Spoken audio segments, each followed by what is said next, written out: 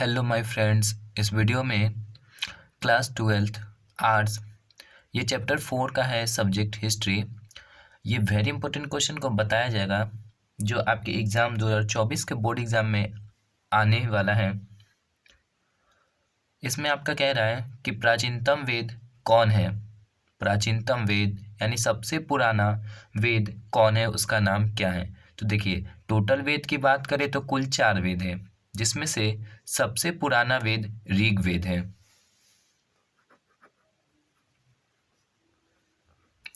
ऋग्वेद ये आपका सबसे पुराना वेद है। अब 4 वेदों की बात की जाए तो कौन कौन है? ऋग्वेद, सामवेद, यजुर्वेद और अथर्ववेद, ये चारों वेद, जिसमें सबसे पुराना है ऋग्वेद। देखिए, इसका उपवेद कौन है। पूछिए क्वेश्चन कि ऋग्वेद का उपवेद बताइए कौन है, तो इसका उपवेद आयुर्वेद है।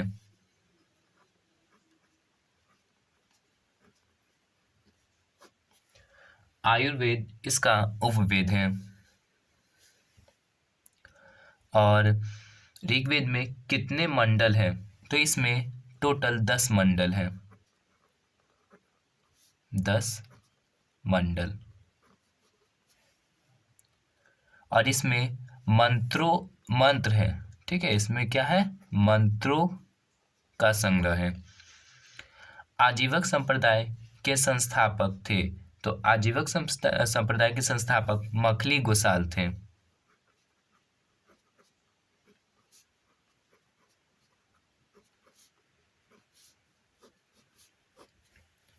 जैन धर्म के प्रथम तीर्थंकर कौन थे? तो देखिए, जैन धर्म के प्रथम तीर्थंकर ऋषभ देव थे।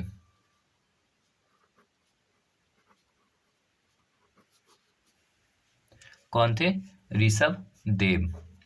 अब कह रहा है अंतिम बौद्ध संगीति किसके शासनकाल में हुई? तो ये आपका हुआ कनिष्क के शासनकाल में।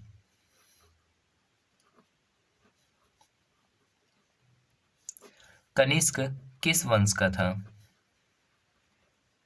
तो ये कुषाण वंश का था कनिष्क। कुषाण वंश का महान राजा था कनिष्क। और ये अंतिम बौद्ध संगीति मतलब कि चौथी बौद्ध संगीति इसी के शासनकाल में हुआ। ये कहाँ हुआ था? तो ये कुंडल वन में हुआ था, कश्मीर के कुंडल वन स्थान।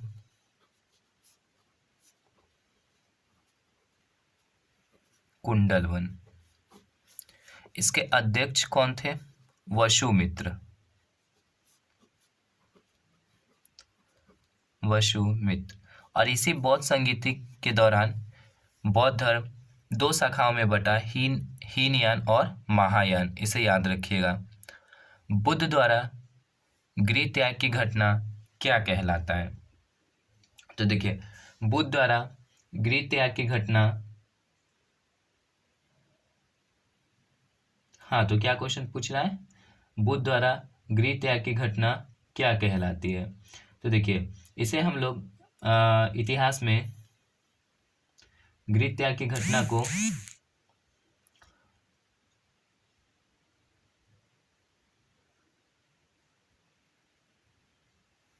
महाभिनिष्क्रमण कहते हैं।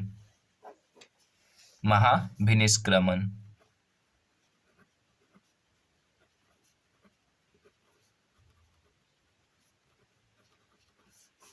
गौतम बुद्ध के गृह त्याग की घटना को क्या कहते हैं? महाभिनिष्क्रमण।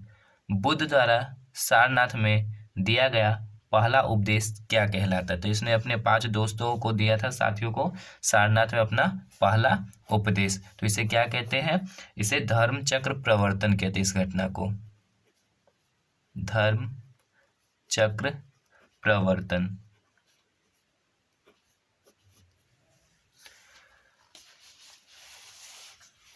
फिर क्या है क्वेश्चन?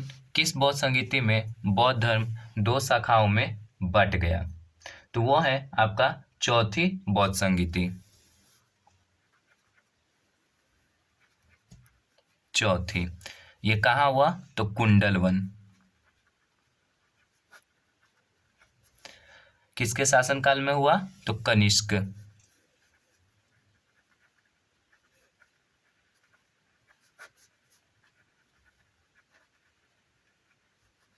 कनिष्क के शासनकाल में, चौथी बौद्ध संधि थी। गौतम बुद्ध का मूल नाम क्या था? तो सिद्धार्थ इसका मूल नाम था। गौतम बुद्ध का मूल नाम क्या था? सिद्धार्थ, और इसकी माता का नाम महामाया था। माता महामाया। इनकी माता का निधन गौतम बुद्ध के 7 दिन, गौतम बुद्ध के जन्म के 7 दिन के बाद इनकी माता महामाया का निधन हो गया।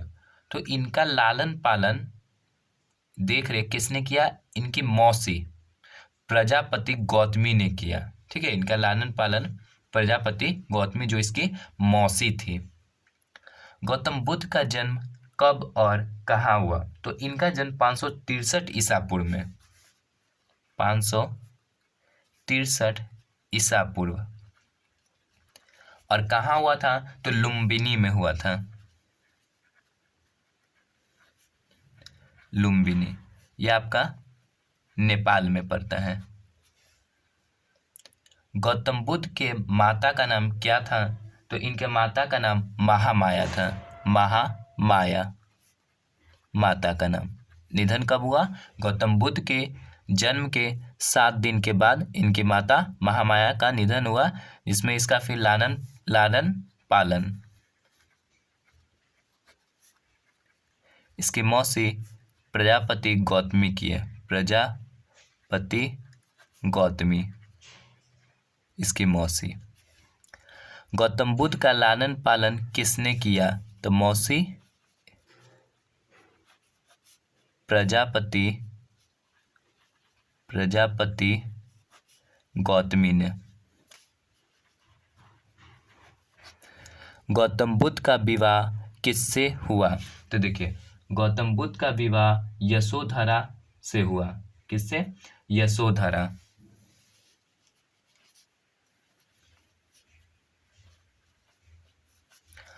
और इन्हें एक पुत्र की प्राप्ति हुआ था, तो वही पूछ रहा है गौतम बुद्ध के पुत्र का नाम क्या था? राहुल। गौतम बुद्ध के पुत्र का नाम क्या था? राहुल।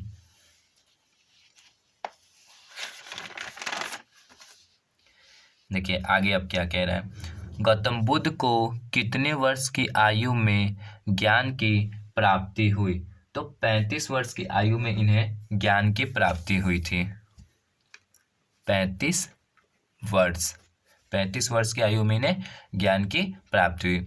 बुद्ध को किस वृक्ष के नीचे ज्ञान की प्राप्ति हुई? तो इन्हें पीपल वृक्ष के नीचे ज्ञान की प्राप्ति हुई। पीपल वृक्ष, ये बोध गया में है पीपल वृक्ष। और निरंजना नदी के किनारे, नदी पूछेगा तो निरंजना नदी, निरंजना नदी के तट पर।